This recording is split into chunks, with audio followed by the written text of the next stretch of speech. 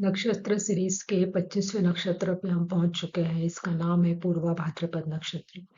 अब यह जो नक्षत्र है, यह नक्षत्र आप यदि देखेंगे तो इसके 3 पद कुंभ राशि में आते हैं और 1 पद जो होता है इसका मीन राशि में आता है। राशि स्वामी यदि हम कुंभ की बात करते हैं तो शनि बनता है और मीन की बात करते हैं तो गुरु बनता है।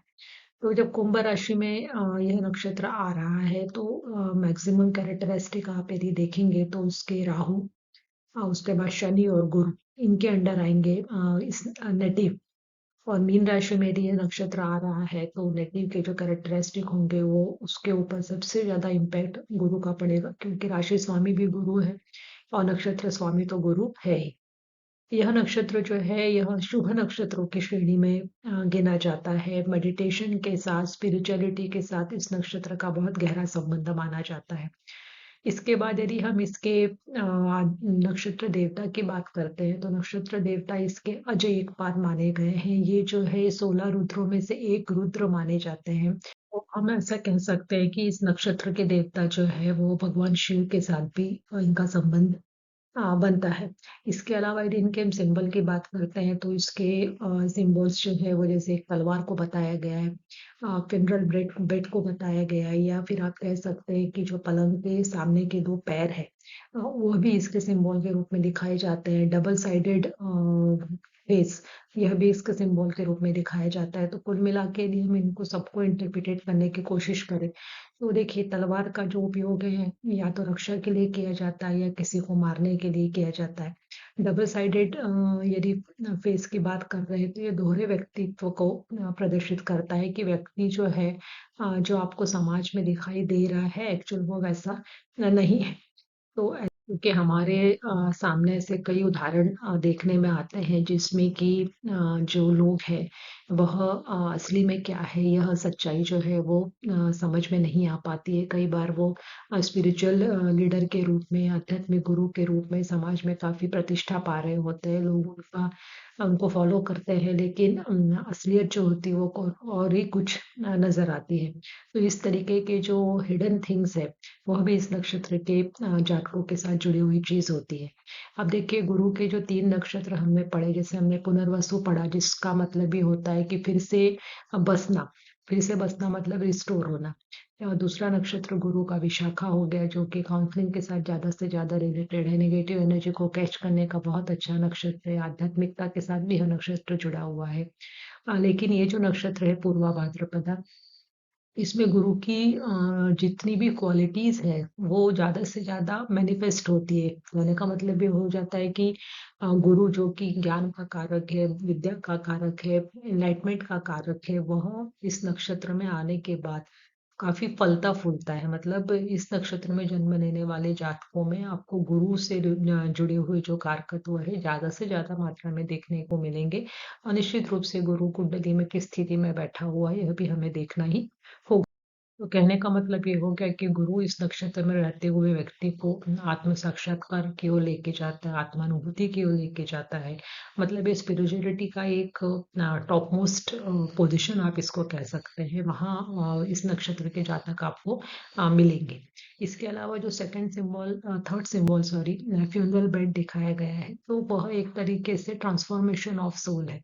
क्योंकि देखिए, डेथ और लाइफ इनके बीच में ही व्यक्ति का ट्रांसफॉर्मेशन होता है। उसका ईगो प्यूरिफिकेशन ऑफ सोल को भी यह दिखाता है। जितने भी negative traits as a human being हमारे अंदर होते हैं उन सब के ऊपर जीत हासिल करना यह पूर्वा भाद्रपदा नक्षत्र के जातकों का एक आप गुण कह सकते हैं। क्योंकि इस नक्षत्र में रहते हुए और स्पेशली यदि मीन राशि में नक्षत्र आ रहा है तो व्यक्ति बहुत ज्यादा ही कन्वेंशनल अप्रोच के साथ चलेगा, रिलीजियस रहेगा। किसी भी परंपरा का जो है तोड़ना या तोड़ना मरोड़ना कहते हैं ना, जैसे कि परंपरा छोड़ दी हम अपने हिसाब से उसको चेंज कर रहे, वैसा इस नक्षत्र के जातकों में आपको कभी भी देखने को नहीं मिलेगा। वो एज इट इज परंपराओं को फॉलो करने वाले रहेंगे, क्योंकि वो काफी धार्मिक रहते हैं। प्रथाओं के प्रति उनका झुकाव इस हद तक रहता है कि उसके लिए वो अड़ भी सकते हैं। आध्यात्मिकता के साथ साथ इस नक्षत्र के जो जातक होते हैं उनका जो इंटरेस्ट होता है वो mystical science, occult science, scientific subject इस तरफ भी आपको देखने को मिलता है। मतलब जो गुप्त शक्तियाँ हैं या जो ऐसे रहस्य हैं जो कि मानव बुद्धि से परे हैं। लेकिन इस नक्षत्र में जन्म लेने वाले जातकों में स्पेशली कुंभ राशि में यह देखा गया है कि वह इसमें बहुत ये जो जातक होते हैं इन घटनाओं में या इससे जुड़े हुए शास्त्र में इससे जुड़ी हुई चीज़ों को समझने में बहुत ही गहराई से इंटरेस्ट लेते हैं। अब यदि इस नक्षत्र से जुड़े हुए जातकों के अच्छे पॉइंट्स के ऊपर यदि हम फोकस करते हैं, जिसे हम पॉजिटिव पॉइंट्स कहते हैं, तो देखिए गुरु के प्रभाव के अंदर आने वाला यह नक्षत्र निश्चित रूप से व्यक्ति को ज्ञानी बनाता है, गुणवान बनाता है। एक अच्छी पर्सनैलिटी आप इसको कह सकते हैं क्योंकि यदि व्यक्ति के पास ज्ञान का प्रकाश है, तो वह उसके चेहरे से, उसके बोलचाल से, उसके व्यक्तित्व में से झलकता ही है। इसके अलावा जुपिटर का जो गुण है कि वो केयर टेकर है, एक बड़े की तरह, एक रिस्पॉन्सिबल व्यक्ति की तरह लोगों की केयर करना, वो भी आप इस नक्षत्र में जन्म लेने वाले जातकों में देख सकते हैं। यदि हम कुंभ राशि में इस नक्षत्र को देखते हैं, तो आप देखेंगे कि जो लोग आपको इस तरीके के मिल रहे हैं कि जो निराश्रित लोगों की हेल्प कर रहे हैं। कई लोगों को आपने देखा होगा कि जो वृद्धाश्रम खोल देते हैं, अनाथ बच्चों के लिए कुछ काम करते हैं सोसाइटी में विदाउट एनी एक्सपेक्टेशन।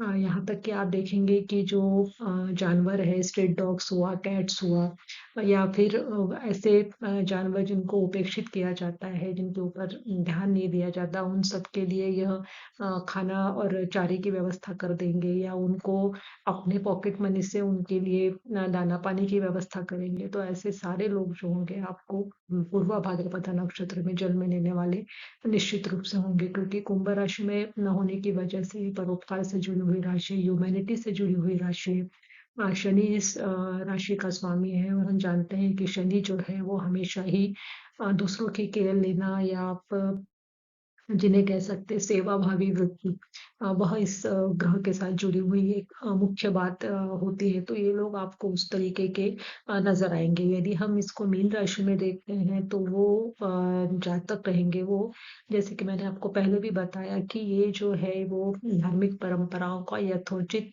निर्वाह किस तरीके से हो इसके ऊपर इनका बहुत फोकस रहता है। वो ज़रा भी परंपराओं से हटते नहीं हैं या उन्हें बदलने की भी वो कोशिश नहीं करते हैं। तो इस तरीके से more religious people when it comes in Pisces sign, hard worker तो ये होते ही हैं क्योंकि वह इसका जो देवता बन रहे हैं अजेयपाद जो कि रुद्र को 16 रुद्रों के रूपों में से एक रूप है और जिन्होंने ऐसा माना जाता है कि एक पैर पे भगवान शिव की तपस्या की थी। तो इससे ही हम समझ सकते हैं कि ये लोग अपने गोल को अचीव करने के लिए किसी भी तरीके की मेहनत से कभी भी कतराते नहीं हैं, मतलब अपने गोल के लिए लगातार ये मेहनत करते रहेंगे।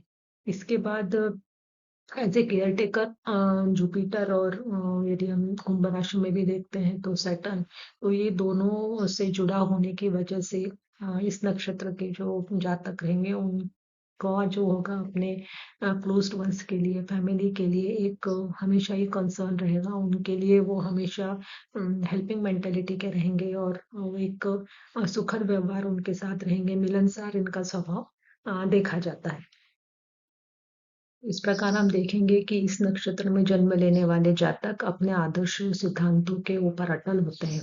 इनका दृष्टिकोण जो होता है वो लाइफ के लिए एकदम सीधा होता है, साफ दृष्टिकोण होता है क्योंकि कुंभ राशि में जब ये जाते हैं तो प्रैक्टिकलिटी के ऊपर ज़्यादा फोकस करते हैं।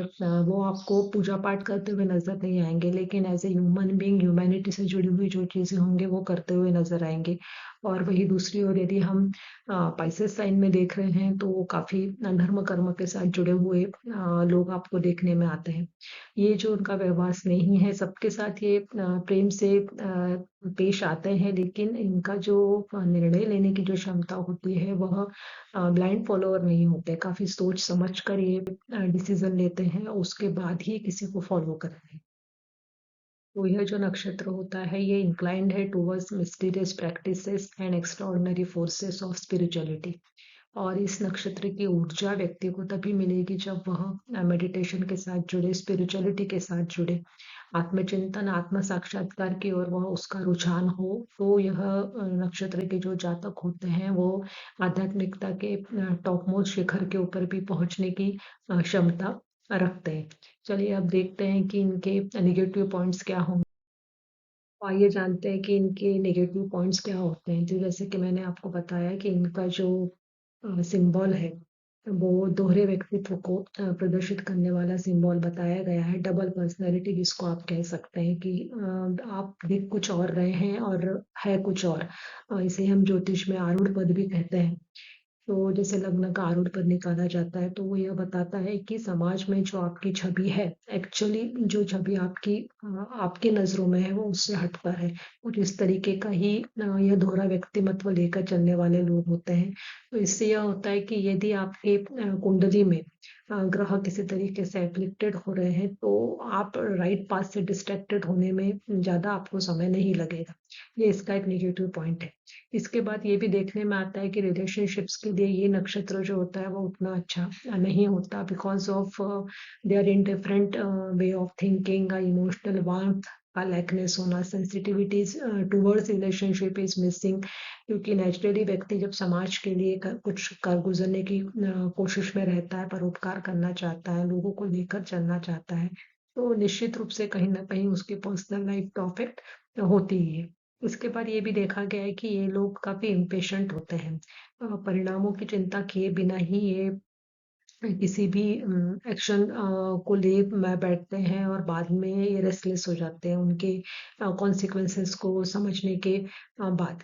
तो स्पेशली इसमें सबसे जो इसका नेगेटिव पॉइंट देखने में वो ये आता है कि यदि शनि और गुरु इस जातक के कुंडली में किसी तरीके से पीड़ित हो रहे हैं तो इनके पास जो पूर्वा भाद्रपदा की पॉजिटिव एनर्जी है वो नेगेटिव एनर्जी में कन्वर्ट होने में ज़्यादा टाइम नहीं लगता और इस तरीके से ये लोग जो हैं ये हार्मफुल और डिस्ट्रक्टिव भी हो सकते हैं सोसाइटी के लिए, खुद के लिए, अपने आसपास के लोगों के लिए।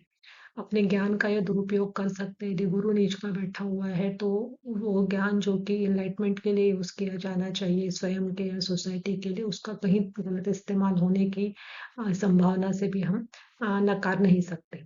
और कई बार ये अपने व्यूज को, अपने बिलीफ्स को स्पेशली मीन राशि के अंदर देखने में आता है, दूसरों के ऊपर इम्पोज करने की काफी कोशिश करते हैं और इस वजह से ये लोगों से डिटैच हो जाते हैं, अलग थलग भी ये पड़ जाते हैं। तो कुल मिला के हमने देखा कि कुछ प्लस और कुछ माइनस इसके फैक्टर्स हैं इस नक्षत्र के साथ जुड़े हुए और यह व्यक्ति के पर्सनैलिटी में आपको देखने को मिलता है। लेकिन यहाँ एक नक्षत्र ऐसा है, यदि इसमें गुरु की पोजीशन बहुत अच्छी है पत्रिका में तो इस नक्षत्र के में जन्म लेने वाले जातकों में आपको एक अलग तरीके की पॉजिटिविटी, अलग तरीके की एनर्जी देखने को निश्चित रूप से मिलेगी। हम बात करते हैं कि इस नक्षत्र में जन्म लेने वाले जातकों को किस तरीके के प्रोफेशन चूज करने चाहिए, किस तरीके का कार्य क्षेत्र इनके लिए सुटेबल होता है। तो देखिए गुरु का नक्षत्र है, शनि और गुरु का जो कॉम्बिनेशन और स्पेशली राहु का भी यदि मिल रहा है कुंभ राशि में तो इन्वेंशन से जुड़े हुए कोई भी फील्ड, साइंटिफिक फील्ड आप कह सकते हैं, इंजीनियरिंग फील्ड, रिसर्च फील्ड, ये इस नक्षत्र के जातकों को सूट करेगा क्योंकि इनका जो इंटरेस्ट होता है वो टेक्नोलॉजिकल और साइंटिफिकली सब्जेक्ट में बहुत ज़्यादा होता है, स्पेशली कुंभ राशि के अंदर। इसके अलावा यदि हम देखेंगे तो कुंभ राशि में जो जन्म लेने वाले जातक है वो लोग प्रशासनिक सेवाओं में भी यदि जाए तो भी अच्छा होता है। व्यवसाय करना चाहे, सरकारी विभाग में काम करना चाहे तो भी यह सक्सेसफुल हो सकते हैं। इसके अलावा यदि मीन राशि में देखते हैं तो गुरु का प्रभुत्व यहाँ पर ज़्यादा होने की वजह से, गुरु का इम्पैक्ट ज़्यादा होने की वजह से इस नक्षत्र में जन्म लेने वाले, इस राशि में जन्म लेने वाले जातकों के लिए मैं सजेस्ट करूंगी कि ये लोग शिक्षण क्षेत्र के साथ जुड़े राइटर हो सकते हैं, प्रोफेसर हो सकते हैं क्योंकि गुरु जो है वो ज्ञान का कारक है। और इस नक्षत्र के जातकों के साथ एक और फील्ड जुड़ा हुआ होता है that is related to occult science और मिस्टिकल सब्जेक्ट, जैसे एस्ट्रोलॉजर हो सकते हैं, टैरोट कार्ड रीडर हो गए, न्यूमरोलॉजिस्ट हो गए, हीलर हो सकते हैं। इसके अलावा यदि हम और फील्ड देखना चाहे पूर्वा भाद्रपदा का तो देखिए ये लोग जो होते हैं ये सोसाइटी में कुछ ना कुछ पॉजिटिव चेंज लाना चाहते हैं, सोसाइटी वेलफेयर के लिए काम करना चाहते हैं, स्पेशली एक्वेरियस साइन में यदि ये नक्षत्र आ रहा है तो इस नक्षत्र के जातक जो है वो रिफॉर्मर हो सकते हैं, एक्टिविस्ट हो सकते हैं, सोशल वर्कर हो सकते हैं, क्रिएटिविटी के साथ भी जुड़ा हुआ है, कोई ना कोई काम करे तो इन लोगों को काफी सफलता मिलती है। इसके बाद हम देखते हैं कि पूर्वा भाद्रपदा में जो फ़ेमस पर्सनैलिटीज़ जिनका चंद्रमा इसमें रहा है, उसमें से मैंने कुछ एग्ज़ाम्पल्स लिए हैं। जैसे फर्स्ट आप मार्टिन लूथर किंग को ले सकते हैं, जिन्होंने ब्लैक अमेरिकन्स के राइट्स के लिए आंदोलन किया था, नॉन वायलेंट रेजिस्टेंस उन्होंने किया और इसके लिए इन्हें 1964 में नोबेल प्राइज़ मिला था। फिर रामकृष्ण परमहंस, इन सबसे हम बहुत अच्छे से वाकिफ़ हैं, जो भारत के एक महान संत रहे, आध्यात्मिक गुरु थे, विचारक थे। इनका चंद्रमा भी पूर्वा भाद्रपदा में था और हमें पता है कि इनकी एकाग्रता आध्यात्मिकता के पथ पे इतनी ज़्यादा थी कि उन्हें देवी काली ने दर्शन दिए थे और इन्होंने फिर रामकृष्ण परमहंस ने इन्होंने मठ की स्थापना की और कई समाज उपयोगी कार्य हमारे देश में किए। हिलेरी क्लिंटन के बारे में भी हमें पता है कि जो राष्ट्रपति पद की दावेदारी करने वाली पहली महिला थी। विदेश मंत्री के रूप में इन्होंने कार्य किया, स्वास्थ्य सेवाओं के लिए, बच्चों के लिए इन्होंने कार्य किया।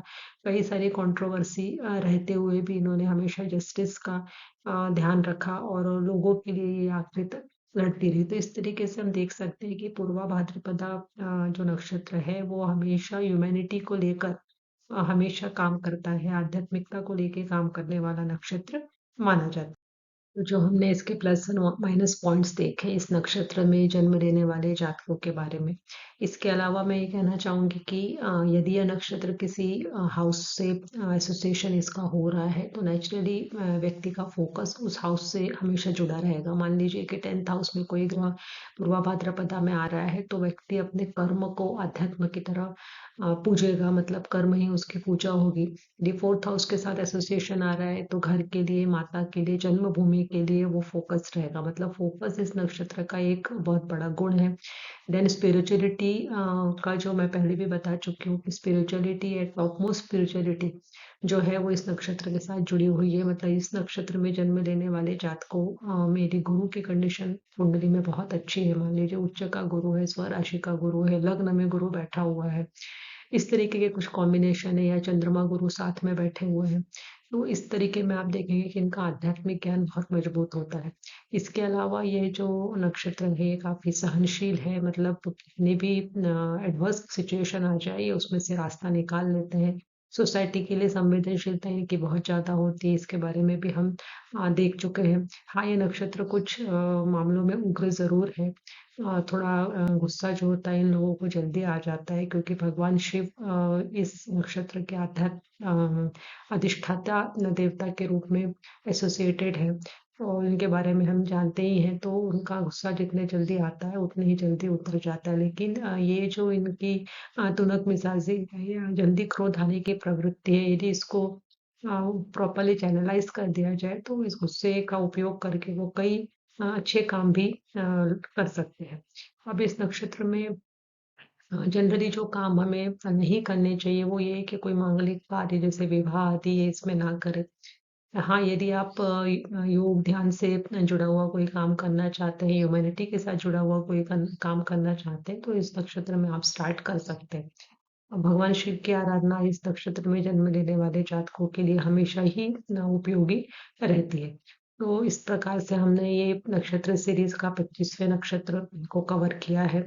अब हमारे इसमें 2 नक्षत्र और बचे हुए हैं जिन्हें हम जल्दी ही कवर करेंगे। तो उम्मीद करती हूँ कि ये वीडियो अभी आप लोगों के नक्षत्र से जुड़े हुए ज्ञान को बढ़ाने में काफ़ी सहायक हुआ होगा। अगले आने वाले वीडियो तक आप सभी का धन्यवाद। नमस्कार।